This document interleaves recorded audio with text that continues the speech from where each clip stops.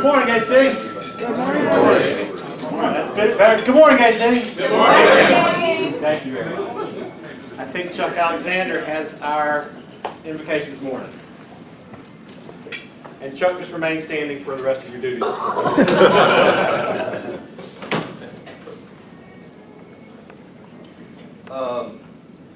I'm going to start out with a quote from Frederick Buechner.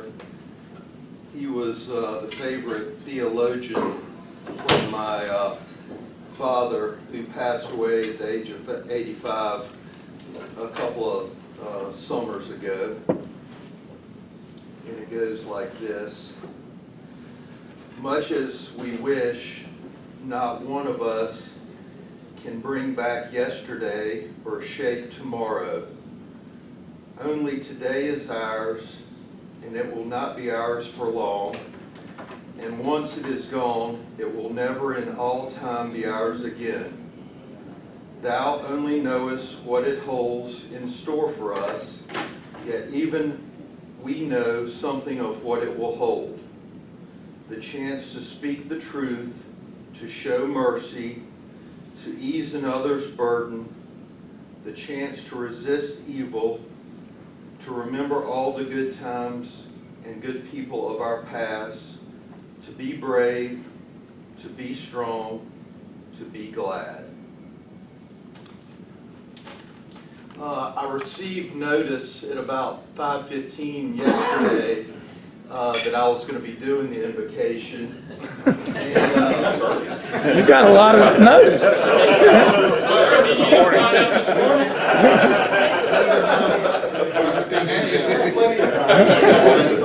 And a minister from my church, Holy Trinity, once told me that when you don't have a lot of time to prepare to give a prayer, that you go with the Lord's Prayer. So at this time, I'd like us to bow our heads and recite the Lord's Prayer. Our Father, who art in heaven, hallowed be thy name. Thy kingdom come, thy will be done, on earth as it is in heaven. Give us this day our daily bread, and forgive us our trespasses, as we forgive those who trespass against us. Lead us not into temptation, but deliver us from evil. For thine is the kingdom, and the power, and the glory forever. Amen.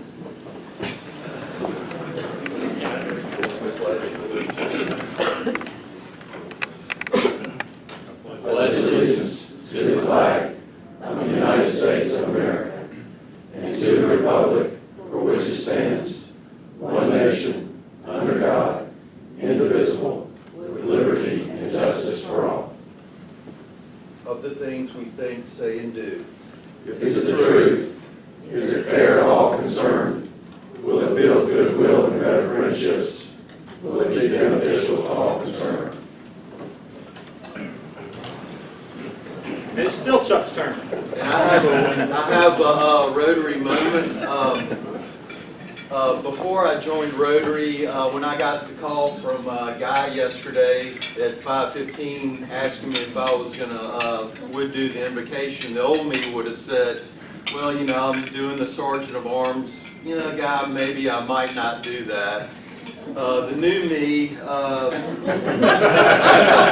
says, do it for others, and for my good friend Guy here, I'm going to serve others. And so my Rotary moment said yes, so I immediately replied, yes, I will do the invocation.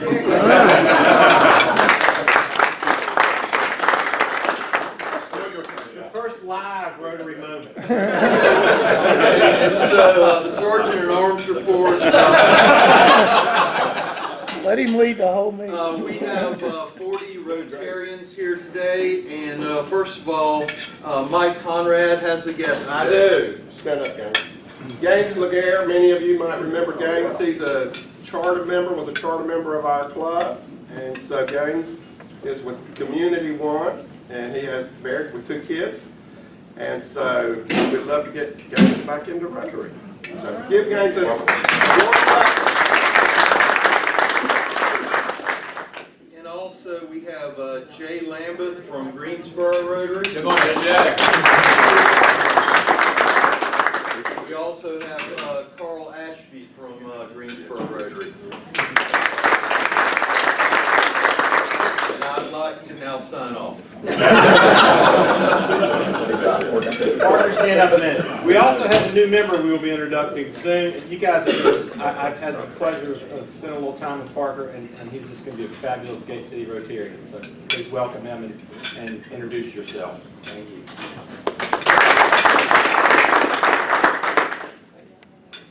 I see Dale's taking pills. Have you got a birthday and anniversary report? Yes, I do. How are you? I'm doing great. Fantastic. Yes, I lost the cane last week, got in the way. All right. Let's see, member anniversary, Sarah Evanson, September 1st.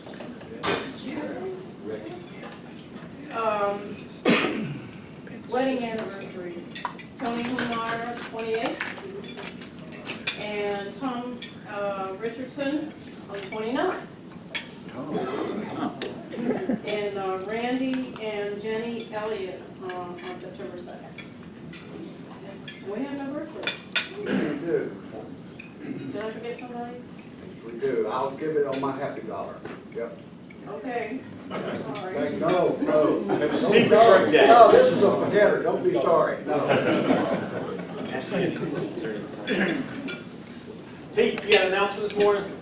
Or there you are. Yeah, Saturday, street cleanup, 8 o'clock in front of Cleopatra's. I think it's about an hour. Any hands make light work. See you then. Chris, anything to say? Okay. Clarification, Cleopatra's moved to High Point. Yeah. Where Cleopatra's used to be.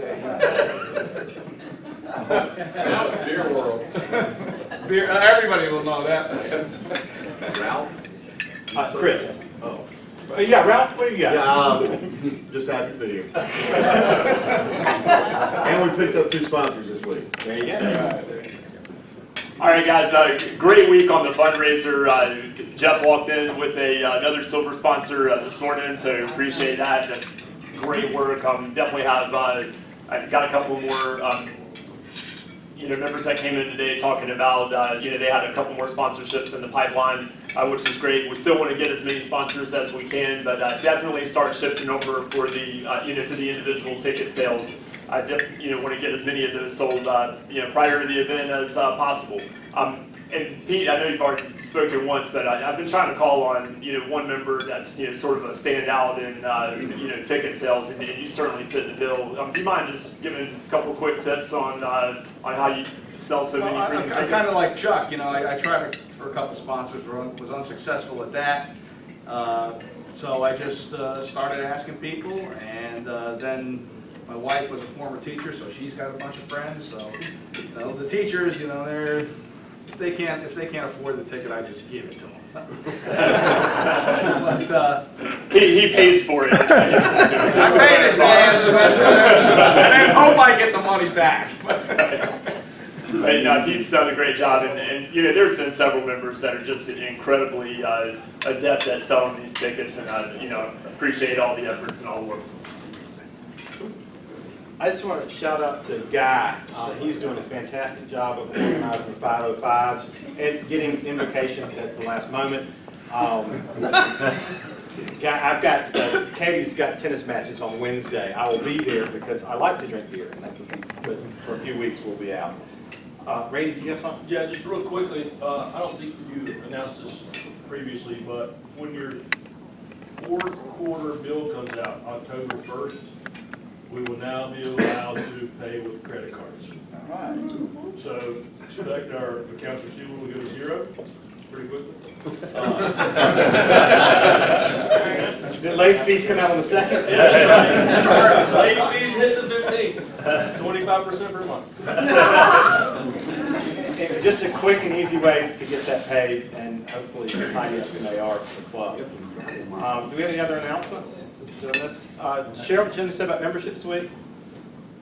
You're doing great. Tom Phoenix is back with the club, and welcome, Parker.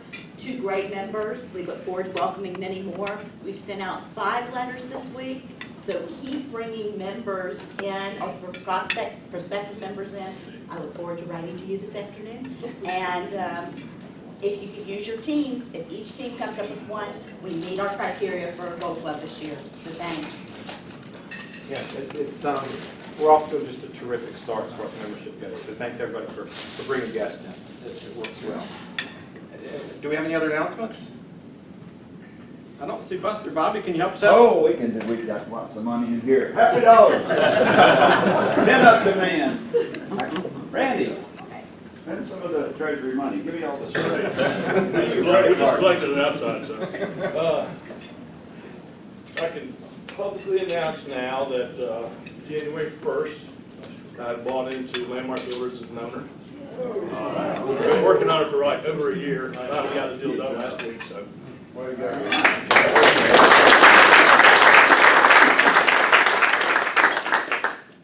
Bye. Kelly. So you guys know that I am a music lover, concert goer, and have always been. It's one of my passions. Love to go. So circa 1974 was my first concert. My brother took me to see the Doobie Brothers with Marshall Tucker.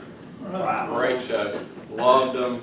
Still remember putting the vinyl on and listening to that on his stereo. It was great. He has been a Doobie Brothers fan all his life. Never seen him again. He's never been back. So I saw they were coming to Cary in that little Cocoa Theater, which is, I don't know, 1,800 people or so. And I went online and I was like, God, this is great. Had a VIP package. Wow, VIP, what's this all about? Meet and greet. Greg Allman's coming with him. Oh my gosh, his other favorite. So they were going online like that morning, got online 9:01, punched it in. You're in, VIP, second row, meet and greet with the Doobie Brothers and Greg Allman. So this comes full circle. He hadn't been back, so I gave him to him for his birthday. So we're going, just me and him, my wife, and brother and sister-in-law, to see the Doobie Brothers, second row, and meet and greet. So.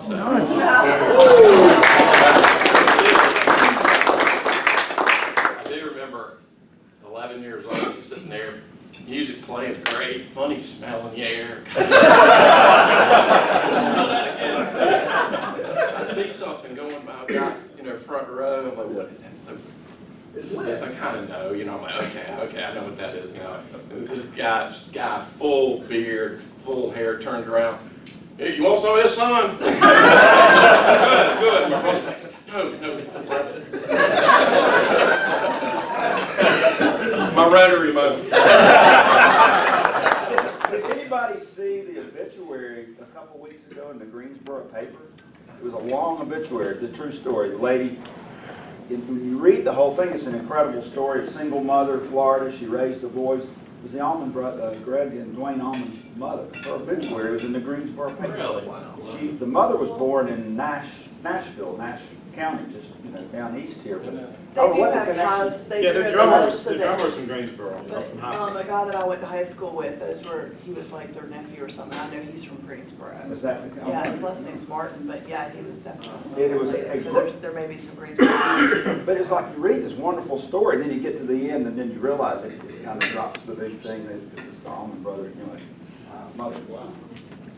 That guy with the beard that turned around and gave him the joint was ZZ Top. He looked a lot like that guy. Yeah.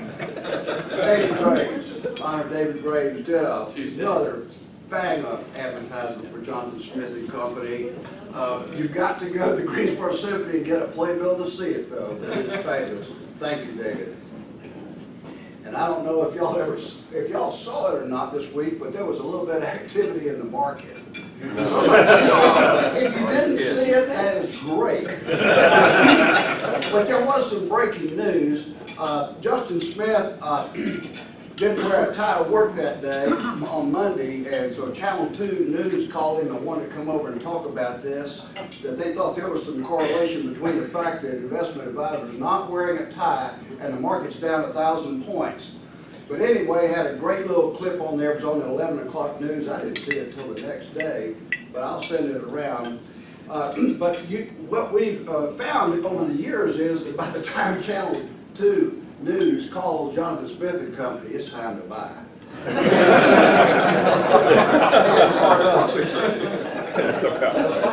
Raise your hand. I don't usually do this sort of thing, but if you're 40 years or younger, just, raise your hand. Is about 45 or younger, for crying out loud. Boy, y'all have gotten old. But I was 40 years old when the club chartered in 1991. So I turned 65, and the last 25 years of Rotary have been the greatest 25 years of my life. So, thank you. Speaking of ages, in 1991, I turned 30, a couple months after we were chartered, but as of today, a year after that we were chartered, Bailey Hassel was born, and she's 23 today. So.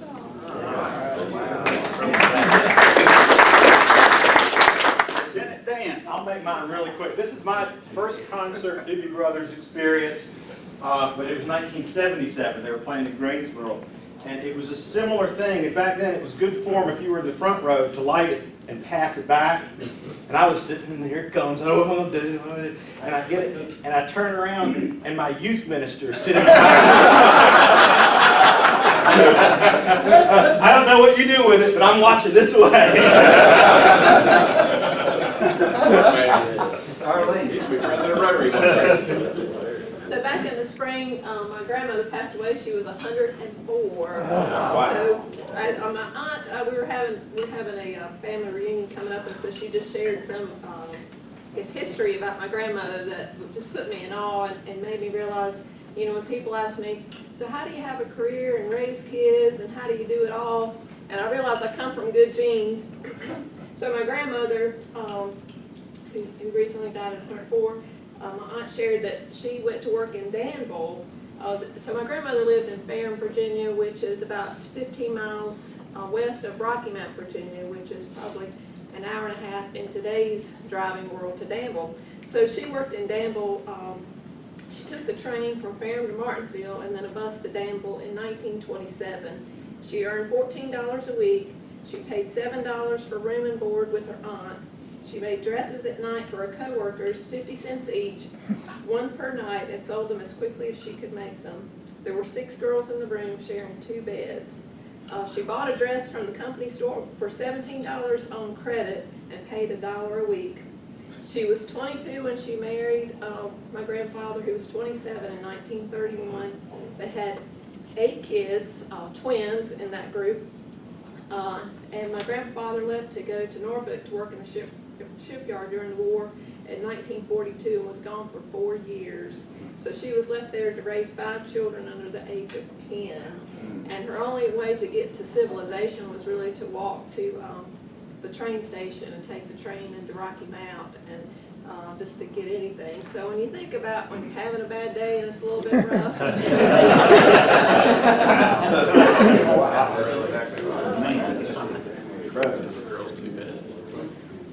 Any more? Grandpappy said that it could be that your sole purpose in life is to serve as a warning for others.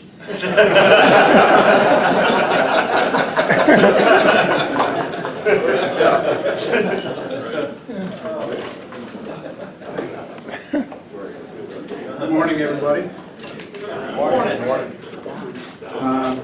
I'm very honored this morning to introduce Michelle Kennedy to you. No relation, although I wish she was.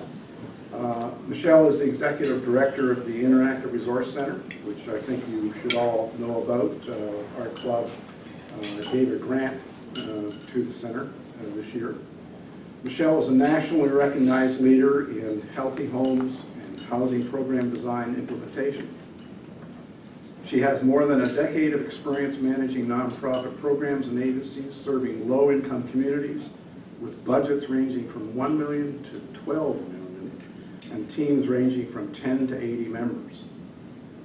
After more than 20 years in Greensboro, Michelle moved to Los Angeles. We're awfully glad she's back now, to become the Associate Director of Strategic Actions for a Just Economy, which is a tenant rights and economic development organization in South Central LA. While in LA, she led the development of a health and human rights initiative in partnership with the Los Angeles Health Department and other social justice organizations to improve housing conditions in low-income apartments. We are so glad she moved back to Greensboro to lead the IRC. Michelle believes in meeting people where they are, coming out of our professional comfort zones, and providing services and support with dignity where they matter most. And most recently, you might have noticed on Facebook, that's where I saw it, Michelle was named by the Community Foundation of Greater Greensboro to receive its Game Changer Award, and she truly has done that in this community. Michelle is an avid kayaker and loves to be on the water whenever she has a chance. She lives in Westerwood with her family, where it says she regularly can be found either chasing her daughter or her dogs down the Groomland Trail. Please give Michelle a warm welcome.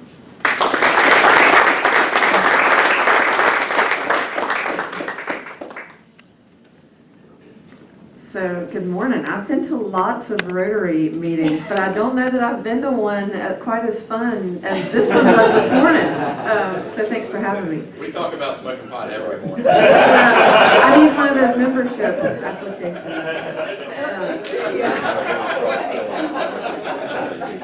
So I really am happy to be here. The Rotary Club of Greensboro, all of the Rotary clubs within Greensboro have done tremendous things to support the IRC. And I always, when I come to these breakfast meetings, see faces that I know and people who have either contributed time or funds or talked about us to friends. And so the Rotary Club is a very important part of our work at the IRC and has been tremendous supporters of ours for as long as we've been around.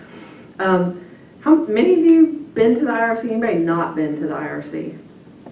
Okay, that's about what I figured. So if you haven't, consider this your invitation to come anytime you'd like. I'd be happy to give you a tour of what we do over there. But we've been around since 2009, and most people at this point know a lot about the IRC and the work that we do. But this year has been kind of an especially interesting year for us.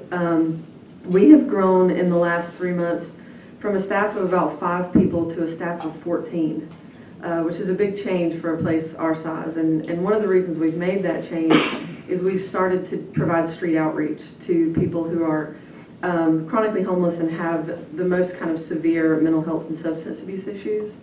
So we really believe that that's going to change what we're able to do with our community. We, for a long time, have been the front door of services for people experiencing homelessness, but there are many folks we weren't able to reach. So with that 4-person team that actually just got started in the beginning of July, that hopefully will give us an opportunity to get out in the street and start to really connect with folks who haven't been connected in any other way. I say to people a lot that working for the IRC is the best job I've ever had, and it really is. It's a place where I would challenge anybody to spend any time with us and not walk away a different human being than they were when they started. I know a lot about the beliefs of Rotary and the values you all hold as doing what's best for the community and upholding ways to benefit everyone around us. And we believe that we do that too. And typically when I come to speak to Rotary groups, I say we share the same values, and that's because I think that we do. Every day we're joined by about 200 people experiencing homelessness in Greensboro. So at any given moment in our day room, there are between 75 and 85 people doing something. For some of those people, their path to transition out of homelessness that day is about maybe they need a shower, or maybe they just need to do their laundry, or maybe they just need a place to sit down. So there's a fair amount of that happens, and we consider that our fundamental services. There's also self-sufficiency programs that we provide. A lot of folks are in the IRC working on getting their GED, taking a job skills class, getting hooked up with a mentor to help them figure out how to get back into employment. We see lots of folks who are formerly incarcerated or just being released from prison and trying to figure out how they move back into a society they don't recognize anymore. We have a guy who's he's about 6 weeks out of prison. He made a really poor choice, to put it in his words, when he was 19 years old. It was a nonviolent crime, but he spent 25 years in prison. And he said he got out and got off at the depot and had no idea where to go. So he came to us, which is what typically happens. But it was really interesting listening to him talk about what it was like. He said the first thing he wanted to do when he got out was go to Burger King. It's been 25 years and Burger King was calling his name. So he said he went and the lady handed him a cup, and he said first of all when he saw the price of the burger he didn't know what to do with himself. But once he recovered from that, she gave him a cup and she pointed to a machine to go, get his drink. And he said he looked at it and he thought it looked like a washing machine. And it was one of those square ones with the buttons, that you push. And he said he stood there and he stood there and he stood there and finally he walked back up to her and was like, I don't know how to make this work, and had to ask her to help him. And I think that analogy really speaks to what a lot of our folks are going through. They've been out of kind of the regular flow for a long time, and sometimes you forget how to do those things, or sometimes you've never had to do those things, and it's a learning process. We think of ourselves, typically when I talk to somebody about the IRC, I say we don't think of ourselves as an organization. We think of ourselves as a community. We build every program that we have, every project that we do in partnership with people experiencing homelessness. Because I know that as a 41-year-old white woman who's never had the experience of being homeless, I need to know what a 35-year-old black man who's been living in that situation for 20 years might know. So our guests frame much of the work we do, much of the values that we hold. We recently started a guest advisory board. We held open elections in the day room for about a week, and IRC guests elected 6 people to serve as their advisory group. So they meet with me on a regular basis and help us shape how we're doing programs and talk about what it's really like in the community, what the experience is like for someone who's living it. We do all kinds of things like participatory budgeting. The city's talking about doing participatory budgeting, and the IRC's been doing that for a few years now. Once every year we hold an event where we allow our monthly sustainers to come together and they get to hear about projects that our partners are thinking of that would benefit guests of the IRC. And they choose which of those projects to fund through a democratic process, and that's how we fund those projects. We do that every January. It's hard, yeah. Okay, what's participatory? Oh, so participatory budgeting is this idea that you take a portion of your overall budget and you allow it to be decided by the people who would use it, right? So we take, of our 12 months of sustainer gifts, we take one of those months and allow it back to those sustainers and guests to determine how that money is going to be used. We've also started a project, the Continuum of Care, that Partners Ending Homelessness and all the organizations that are associated with Partners Ending Homelessness, we have for about 4 years now been trying to sort out how to provide a front door to services, provide a single point of entry for people experiencing homelessness. And so in May of this year, the IRC was selected to become that single point of entry. So beginning October 1st, anyone who's trying to access the homeless service system in Guilford County will come through the front door of the IRC, and we will defer those folks to wherever they need to be. If they can be diverted back to a family member or a friend as a place to stay, we'll do that. If they can't, we'll let them know which shelter is closest matched to what their particular situation is and send them over there. And we really believe as a continuum of care that that's one of the ways that we really start to end homelessness. Guilford County is a place that has for a long time had a reputation of taking very good care of people experiencing homelessness.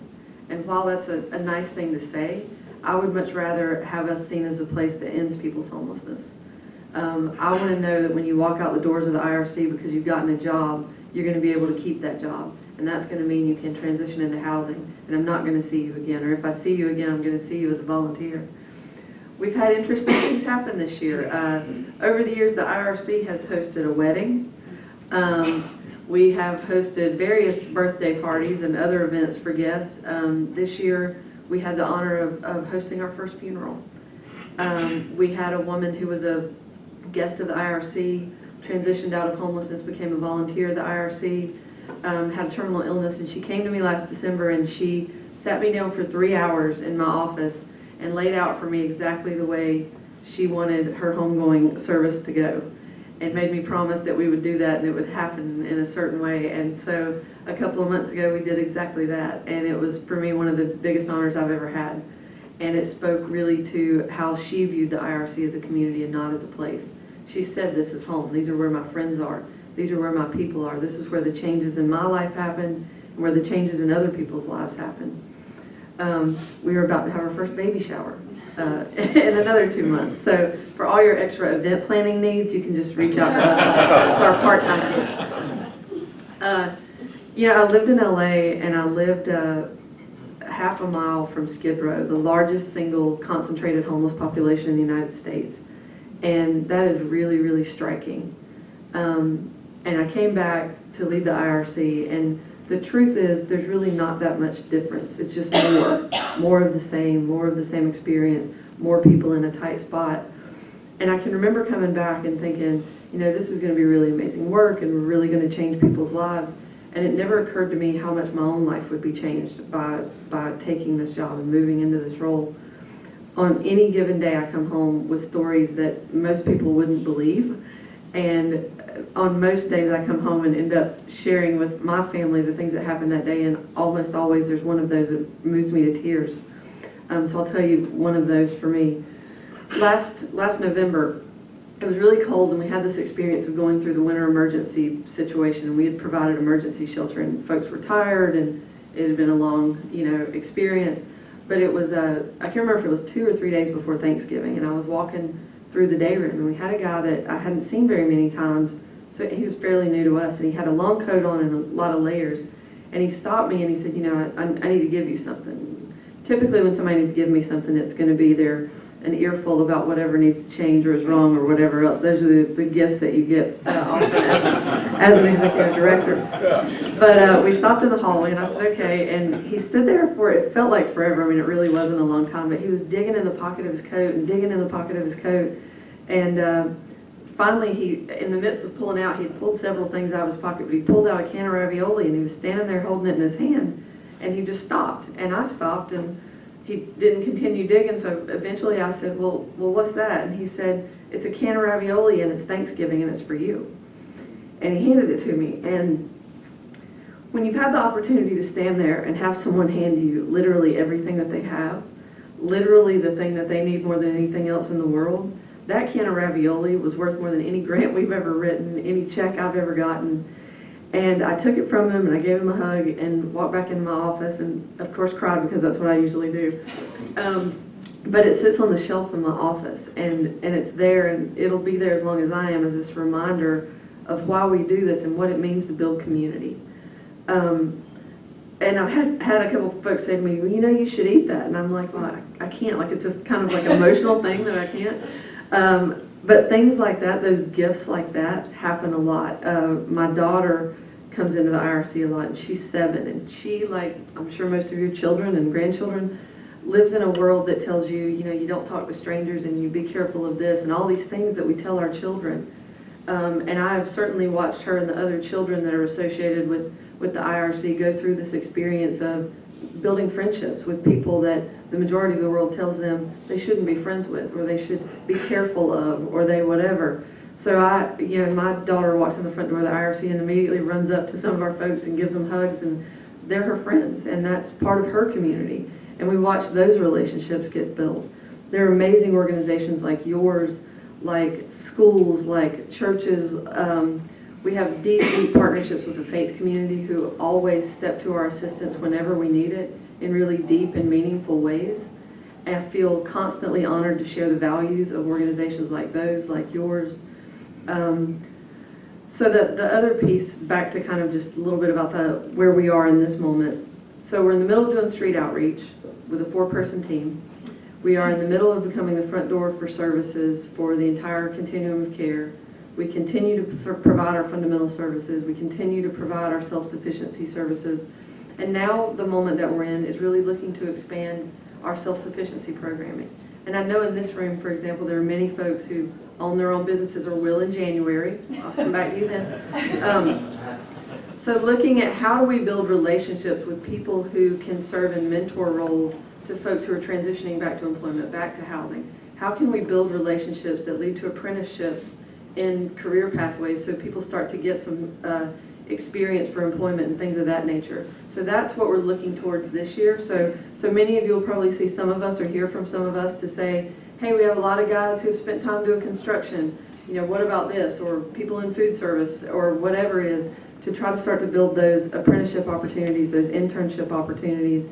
And we wouldn't ask somebody to do that unless we felt like we could do it ourselves. So 6 months ago, I hired one of our guests to serve in an internship role for us. It was a paid 6-month internship. It was supposed to be 20 hours a week, and I couldn't get him out of the building. And so after 5.5 months, I had to stop his internship, and he now is our full-time facilities coordinator and is in the middle of this week of looking for an apartment for himself. And he represents, many of the folks we serve. So a little bit about us. We've been around forever. We have all kinds of partnerships. We partner with Food Not Bombs, shows up at the IRC every Monday evening and serves a community meal to between 125 and 100 people. It's an all-vegetarian meal, or vegan meal, that's served every Monday afternoon at the IRC. Share the Harvest operates their distribution out of our warehouse, where they distribute food to organizations like Triad Health Project and Guilford Child Development. We have a garden project in partnership with Charlie Headington leads that project in partnership with local permaculture folks. We have edibles planted all around our space so people can just walk by and pick off blackberries or tomatoes or whatever that is. We have a partnership with Bicycling in Greensboro called the Changing Gears program, where once a month we distribute bikes to people who need some means of transportation. We do between 10 and 15 of those bikes every month, and they also run a bike repair program out of our warehouse. We partner with UNCG for things like the Empowerment Fund, which matches people who are trying to start their own business with business students to look at opportunities for microenterprise. We are the cornerstone program for the Congregational Social Work Education Initiative, which this year will place 14 students who are either finishing their bachelor's in social work or their master's in social work at the IRC for a year, so they spend their last year being community-based social workers. We have a federally qualified health clinic on site at the IRC in partnership with Triad Adult in pediatric medicine, so we provide primary care through a CNA, a nurse, and a nurse practitioner to people who are experiencing homelessness and don't have access to a healthcare instrument. So it's a little bit of you name it. We've either done it or we're about to do it or we're willing to try it. We think of ourselves really as an incubator for community-based problem solving. In many places, things are really rigid and it has to be this way. We believe that everything's kind of fluid, and it's all about, if you come to us and you think you have a good idea, I'm smart enough to know that there are a whole lot of people smarter than me. So I typically am a listener and open to people from the community, partners from outside, our guests, whoever that may be. So it's been an amazing experience to lead the IRC. We will go into our 7th year of existence in January of this year. For all of you who've supported us this far, thank you very much. For any of you who hadn't, I'll give you a pass and let you get started pretty soon. But I'd be happy to answer any questions anybody might have, but I know many of you know a lot about us already. Yeah? I know Newbridge Bank has been a big supporter of the IRC, and I think recently they conducted a budgeting workshop. Yep. Newbridge Bank has been a strong supporter of the IRC. That's a relationship that has really been developing over the last couple of years, and they just rolled out, as part of our self-sufficiency programming, a financial management course. So basically like a budgeting course, but when you think about that, that's really different for a person who's experiencing homelessness and has no income. So we use some things that are kind of based in reality, not the type of budget that you might see for someone in a different situation. But we had the first of those financial management courses, I believe it was last Wednesday. I'll have to look to remind myself, but it was definitely last week. And it's amazing to see that happen, to see that kind of buy-in from community partners who, there's not a big reason for, other than because it's the right thing to do, for a bank or a large institution to partner with us. They're not going to make a whole lot of money off our guests or off us. So organizations like Newbridge that consistently step up to the plate and say, they've contributed funds, they've contributed volunteer hours, and now they're contributing programs. And that's really an amazing and robust partnership. Other questions? Yes, sir. All the initiatives, things you're doing, it sounds like you'd be a great model for other cities. What's your model? Your experience in LA or? No, so the IRC, I inherited the IRC and have moved into the model that it existed as when I came in. We've definitely made some expansions to that. But I think the amazing thing about the IRC is it was really born over a period of about 2 years, and there were 42 people that served on a task force that visioned the IRC. They were business leaders, they were local elected officials, they were people experiencing homelessness, they were homeless advocates. It was a really diverse group of people that visioned what the IRC was going to become, and I think because of that, it became exactly what we needed in Greensboro. We're the only organization of there's lots of day centers, so don't get me wrong, there's lots of day centers all over the place. We're the only organization that operates as we do, that I am aware of, certainly in the Southeast. We regularly have visits. Over the last 2 months, we've been visited from 3 other cities in North Carolina, an organization out of Colorado, New Jersey, and St. Louis, to come and say, we know that you're doing something different, and we want to figure out how we do that in our community. So we get those calls a lot, but this is really the outgrowth of the vision of all those folks, you know, in 2006, 2007, 2008, who said, if we all come to the table together, we think we can come up with the right thing, instead of, you know, just a random group of people deciding what was right for a different group of people. So we really are an example of something that was built in and rooted in community and participation. Yep. Can I just give a little bit of the history? Yes. Probably not that. When the IRC was formed, the building they are now in was a gift from the Strasser family. And some of you may know the Strasser family owned Southern Plate Glass. And that was an unused warehouse. And they donated it through the Community Foundation of Greensboro on the express desire that it be used to impact homelessness. Be a day center, yep. You correct me if I'm wrong.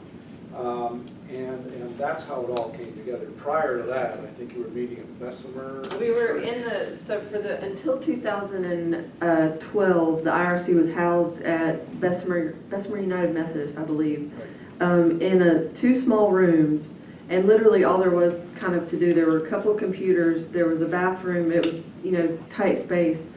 And so we moved from about 3,000 square feet combined over there to a 22,000 square foot building that is right on the eastern edge of the downtown business district. So, you know, we're a block down from the depot. People can access that. We're next door to Family Services of the Piedmont.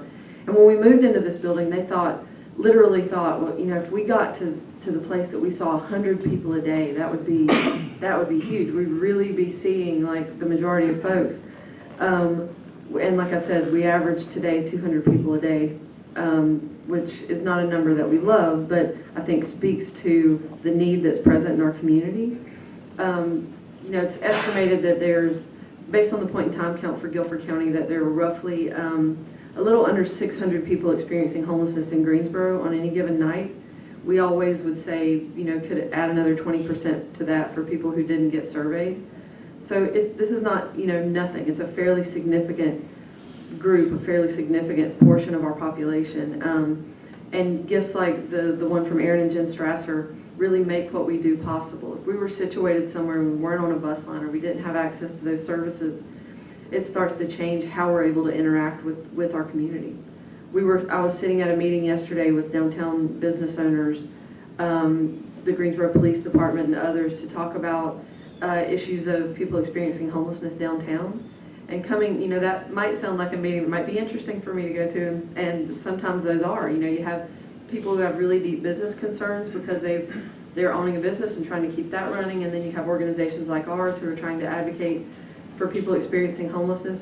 We came out of that yesterday agreeing that we would form a group to meet and figure out how we start to come up with solutions to people who are, you know, sleeping downtown, people who are panhandling downtown, that both provides an economic benefit to guests to help them transition out of their homelessness, and also kind of helps downtown business owners. So we really believe in this concept of everybody coming to the table and trying to come up with these solutions together.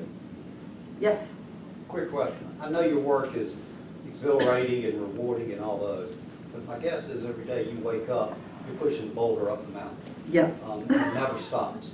What do you do to recharge your energy and your batteries and keep yourself, your team, and even your guests out of that trap of hopelessness and Sure. despair and all those things? Sure. We do, we take one full day off every month, our whole staff, and we just have a staff development day, and it's usually something laid back and a little bit light and fun. We have really robust policies related to personal time and time to get a break and, leave time and things like that. We also do things like if it's Saturday and it's nice outside, we'll roll a grill outside and have a cookout on a Saturday afternoon because we can. And, sometimes that's what it's about, right? It's being able to sit there and it not having to be about, this horrible experience that someone's going through. Sometimes it's just nice to be able to be there and enjoy whatever. Jim mentioned the Game Changer award from the Community Foundation, and so we took 35 people with us to that. And so my staff and some of our guests who've been volunteers of ours and other folks, we just all went to a baseball game together. We do lots of those kinds of things. I do think it's hugely important when you do work like this to take time for yourself. Self-care is a really hard thing to do, especially when you work in this kind of work, but really critically important. This is the whole airplane theory, right? And so I try to encourage my staff and myself to do a good job of that, and I think overall that we do. But I appreciate you asking that. Michelle, I know the last couple of years with a couple of the winter shelters closing, it's been difficult in these really extreme cold days to find enough beds. How's that situation for this upcoming year? So last winter, for anyone who doesn't know, we provided emergency shelter whenever the temperature, the feels like temperature, so the combination of wind chill and temperature and everything else, fell below 25 degrees. And what that translated to was 29 nights that we were open last winter. And we averaged 79 people each night sleeping at the IRC. One night we had 103 people in a pit bull. That happened. But what we realized was we had people that potentially were going to freeze on the streets, and I'm very proud to say two things: that was a collective decision made by every single member of our staff. We made a decision that we couldn't let people leave at 3 o'clock in the afternoon and just hope for the best that they'd make it back in the next morning. And so we turned at that time a 6-person staff into a 24-hour operation, supplemented by volunteers, but we were open for 24 hours a day on those 29 nights. And the other thing is we had one hypothermia-related injury to someone experiencing homelessness that we know of last winter, which is the first time it's ever been that low. And what happened to him was he knew we were there. He had some issues related to substance abuse and passed out before he could get to us. He ended up getting to us at about 6 o'clock in the morning and ultimately lost 2 of his toes, but were able to save the rest of his leg and things like that. So at least being able to get to that point, so we didn't have people that happened to. But what we're doing now is there's a group, it's both members of the city manager's office, members of our local shelter system, us and Partners Ending Homelessness, trying to sketch out the plan for this winter. And what that will likely look like is we will kind of be the center of information and moving people, but we would really like to be in a situation where shelters are providing shelter, because that is not what we do, and it takes away from our mission and our work when we have to. So we are in discussions to have low barrier emergency shelter provided through our shelter system this year. Yes? Jim introduced me to the IRC first time, and if you ever want to know what to do, just follow the footsteps of Jim Kennedy. That's good advice, yeah. Take you to things that matter. But so I've been a friend of the poor for a long time, and I think the poor have much to teach us. I was down there after, I guess it was early January. My friend Gardner Sheffield and I had 2 big plastic bags filled with, personal hygiene items. Sure. And we were taking down there. Gardner and I hadn't shaved in a couple of days, and we're down there, and we go in, and someone opens the door for us, and the host at the desk says, "Can I check you in?" And you laugh. But the thing that strikes me about the IRC every time I go there, and I promise it will strike you, is the inclusiveness and the fellowship, the hospitality. I've said many times that the hospitality at the O. Henry Hotel, where we've been meeting for many years, is absolutely fascinating. It's just heartwarming. But the hospitality, the only difference in the hospitality of the IRC and here is that we have different wall coverings at the O. Henry Hotel. The hospitality of the IRC is absolutely genuine. So I really encourage you to go down there and get to know those folks and become friends with them. Thank you very much, I appreciate it. Thank y'all for having me, I appreciate Michelle, it. thank you.